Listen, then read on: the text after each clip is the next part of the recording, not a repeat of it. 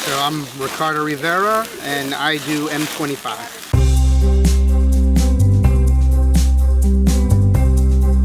M25 stands for Matthew 25 verses 34 through 40.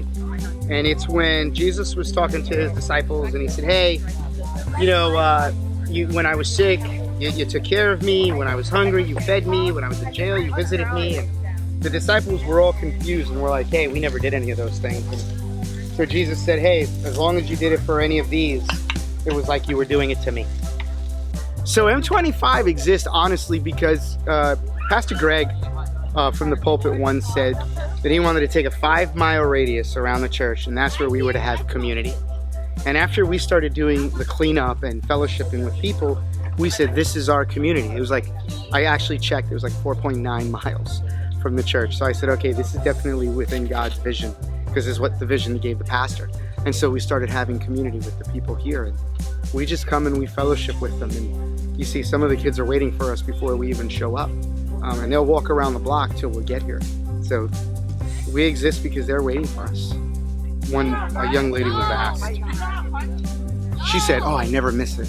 And my mom asked her, why do you never miss it? And she said, well, because we used to go to church when we were kids, but ever since we've moved here, we don't go to church anymore, and this is my only church. And it's one Saturday a month. It was pretty moving for us to hear her say that. And some of the kids texted me a couple days before asking me, hey, are you going to be there? There's an anticipation from them. And all they do is just hanging out with us. We don't do anything special, honestly. And they make sure we're here.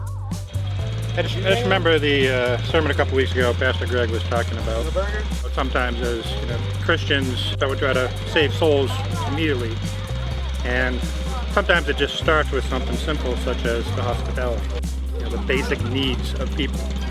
Those basic needs you can see right here on the table. The community, the gathering here once a month on the second Saturday of every month. My girls and my wife are real good with doing some sort of Bible study every week, so they got little workbooks that they've been working on. They've been doing Moses the past couple of months. So it starts with the basic needs, and then it goes from there. Let God do what God's going to do. So I think I'd like to challenge the congregation.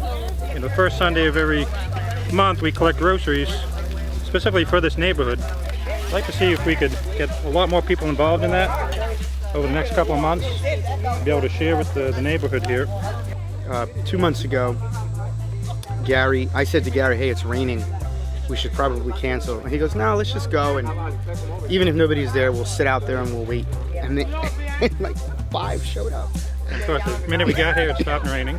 Just stories like that, just the normal, everyday. I don't know if you noticed the car that just stopped by. And that's a family that, I don't know, I guess about 8, 9 people were living in 2 rooms. And we just talked with them. That's it, nothing special. And you see how now they stop and they're waving at us and they're coming by to hang out, and they also look for us. So it's things like that, the little normal everyday stuff that I think is the most impactful. Finding community, we all live in communities, so you can do it right where you are. It's things like that, I think, just see where God is moving, just see where you live. Radically ordinary hospitality.